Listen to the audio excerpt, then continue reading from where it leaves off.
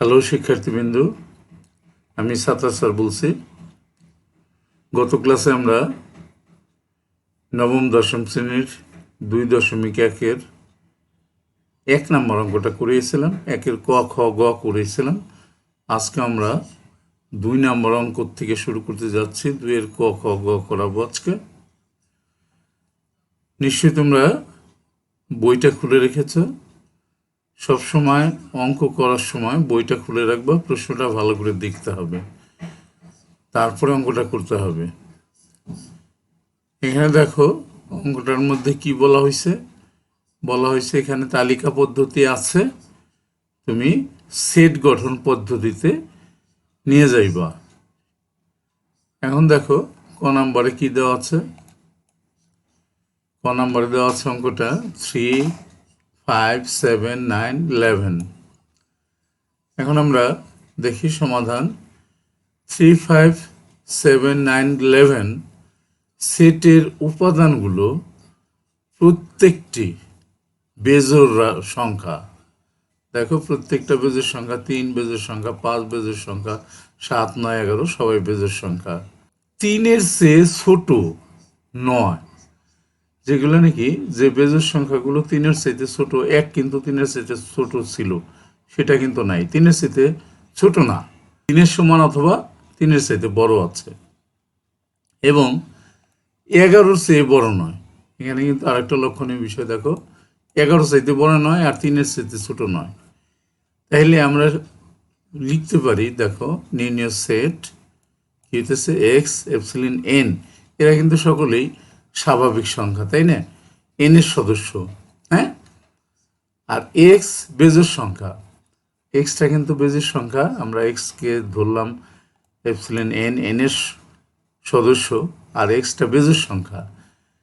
তারপরে এবং এক্সের মানটা থেকে কোন পর্যন্ত, দেখো এক্স 1-এর চাইতে বড়, বেজোড় সংখ্যা যে 1-1-এর চাইতে বড়, আর বেজোড় সংখ্যা যে 13 ছিল তার চাইতে ছোট। দেখছো কিভাবে 1 less than x less than 13। এটাই কিন্তু আমাদের সেট গঠন পদ্ধতিতে সেটটা লেখা হইল। এটাই উত্তর ক নাম্বারের। নিশ্চয়ই তোমরা বুঝতে পেরেছ। এবার আমরা খ নাম্বারে যাব। দেখো 2-এর খ নাম্বার অঙ্কটা কি বললো আমরা আগে দেখি। 1, 2, 3, 4, 5 কিন্তু নাই, 6, 7, 8 নাই, 9, 12, 18, 36। এই প্রশ্নটা দেওয়া হয়েছে, এটা সেট গঠন পদ্ধতিতে নেওয়া হয়েছে। এটা একটা তালিকা পদ্ধতি দেওয়া আছে, তোমাকে সেট গঠন পদ্ধতিতে নিয়ে যেতে হবে। এখন এটা সেটটা লক্ষ্য করো যে 1, 2, 3, 4, 6, 9, 12, 18, 36 সেটের উপাদান সমূহ প্রত্যেকে স্বাভাবিক সংখ্যা। এটা তো পরিষ্কার বোঝা যায় প্রত্যেকে স্বাভাবিক সংখ্যা, এবং 36-এর গুণনীয়ক। 36-এর গুণনীয়কটা বুঝতে পেরেছ যে এই সংখ্যাগুলো দিয়ে 36-কে ভাগ করা যাবে। দেখো 1 দিয়ে ভাগ করা যায়, 2 দিয়ে 36-কে ভাগ করা যায়, 3 দিয়ে 36-কে ভাগ করা যায়, 4 দিয়ে ভাগ করা যায়, 6, 6, 36, 3 নং 36, 3 12 36, 18 2 36, 36 অক্ষে 36, তাই না? সবগুলো রাশি দিয়েই কিন্তু 36-কে ভাগ করা যায়। এই জন্য 36-এর গুণনীয়ক কিন্তু এই রাশিগুলো। কি কি দিয়ে 36-কে ভাগ করা যায় সেগুলোই 36-এর গুণনীয়ক। অর্থাৎ 36-কে উৎপাদক বের করলে কিন্তু এইগুলোই আসবে। ঠিক আছে, তাহলে নির্ণয় set x epsilon N, extra N এর সদস্য, এক্স 36-এর গুণনীয়ক। দেখা গেল এক্সটা 36-এর গুণনীয়ক। তাহলে কিন্তু আমাদের সেট গঠন পদ্ধতিতে বেরিয়ে আসলো। কিন্তু নিশ্চয়ই বুঝতে পেরেছো তোমরা। এবার আমরা আমাদের শীটটা শেষ হয়ে গেছে, আমরা পরের শীটে যাব। দেখো গ নম্বরে কি বলছে, দেওয়া আছে সেটটা দেওয়া আছে তালিকা পদ্ধতিতে দেওয়া আছে 4, 8, 12, 16, 20, 24, 28, 32, 36, 40 এই সেটটা দেওয়া হলো। এটাকে সেট গঠন পদ্ধতিতে আমাদেরকে লিখতে হবে। তাহলে দেখি আমরা 4, 8, 12, 16, 20, 24, 28, 32, 36, 40 সেটের উপাদানসমূহ প্রত্যেকে 4-এর গুণিতক। দেখো 4কে যদি আমি 1 দিয়ে গুণ করি তাহলে 4 অক্ষে 4, 2 দিয়ে গুণ করলে 4 দুগুণ 8, 3 দিয়ে গুণ করলে 3 4 12, সবগুলোই কিন্তু 4-এর গুণিতক, 4-এর গুণিতক এবং 40-এর বড় নয়, 40-এর চাইতে কিন্তু বড় না। 4-এর গুণনীয়ক 4 10কে 40, আমরা 4 এবং 40ও গুণনীয়ক হইতো, গুণিতক হইতো, কিন্তু 40-এর মধ্যেই কিন্তু আছে সবাই, 40-এর চাইতে বড় না। আর সবগুলোই কিন্তু সংখ্যাগুলো কিন্তু স্বাভাবিক সংখ্যা। হ্যাঁ, তাইলে নির্ণয় সেট এক্স এপসিলন এন স্বাভাবিক সংখ্যার সদস্য, আর এক্সটা 4-এর গুণিতক, 4-এর গুণিতক এক্স, আর এক্স লেস ইকুয়াল 40, 40 সমান অথবা 40-র চাইতে ছোট, 4-এর গুণিতক, কিন্তু সেগুলো সবগুলোই 40-এর চাইতে ছোট অথবা 40-এর সমান। তাহলে হয়ে গেল আমাদের সেট গঠন পদ্ধতিতে। এটা কত নাম্বার হইলো? আমাদের গ নাম্বারটা হইলো। আমাদের আরেকটা অঙ্ক আছে ঘ নাম্বারটা, দেখো এটা আমরা দেখাই 2-এর ঘ। 2-এর 4টা অঙ্ক আছে।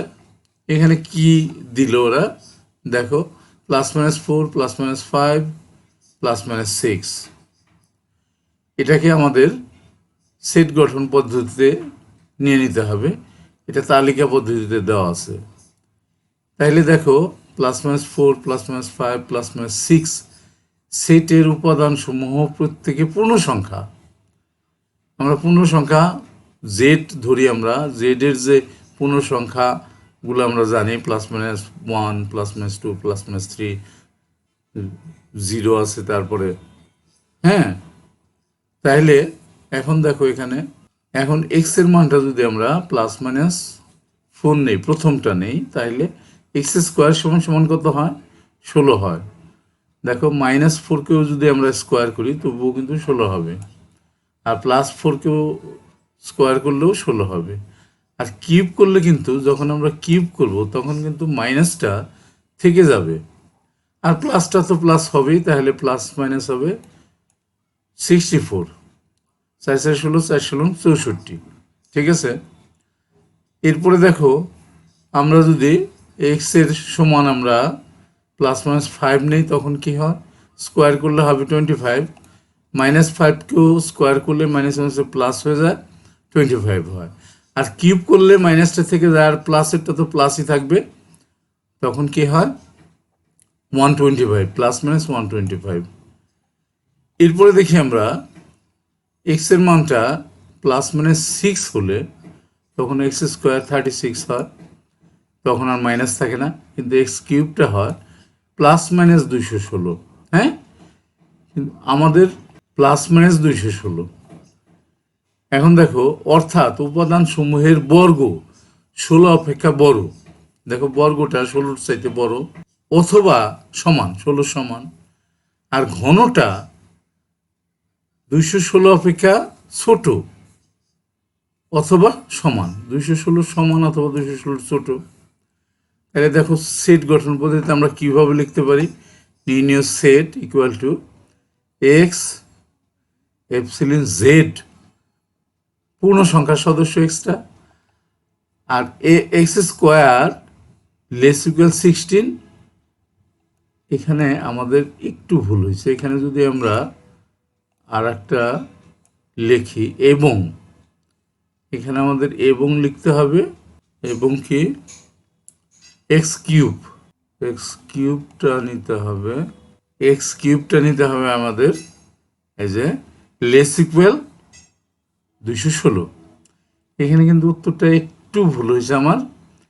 তাহলে উত্তরটা কী হবে দেখো, নির্ণয় set x epsilon Z colon x² less equal 16 এবং এক্স কিউব লেস ইকুয়াল 216। এটা কিন্তু উত্তর হবে, নিশ্চয়ই তোমরা বুঝতে পেরেছ।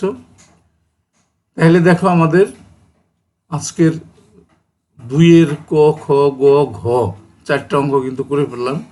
অঙ্কগুলো ছোট হইলেও এগুলো সম্পর্কে জানা দরকার। অবজেক্টিভে মাঝে মাঝে অঙ্কগুলো আসে, তোমরা তখন পারো না, এই কারণে তোমাদের এগুলো শেখা দরকার। শেষ করার আগে দু একটা কথা বলতে হয়, সেটা হলো যে তোমরা কেউ যদি আমার চ্যানেলে নতুন হয়ে থাকো এবং তোমার যদি আমার পড়ানোটা পছন্দ হয়, ভালো লাগে, তাহলে তুমি আমার চ্যানেলটাকে সাবস্ক্রাইব করে দিতে পারো, লাইক করতে পারো, শেয়ার করে বন্ধুদেরকে দেখাতে পারো, আর তুমি বেল বাটনটা ক্লিক করে রাখতে পারো যাতে ফিউচারে নতুন কোনো ভিডিও দিলে তোমার কাছে আগে চলে যায়। আর যারা আমার চ্যানেলটা অলরেডি সাবস্ক্রাইব করে দিয়েছো তাদেরকে অসংখ্য ধন্যবাদ।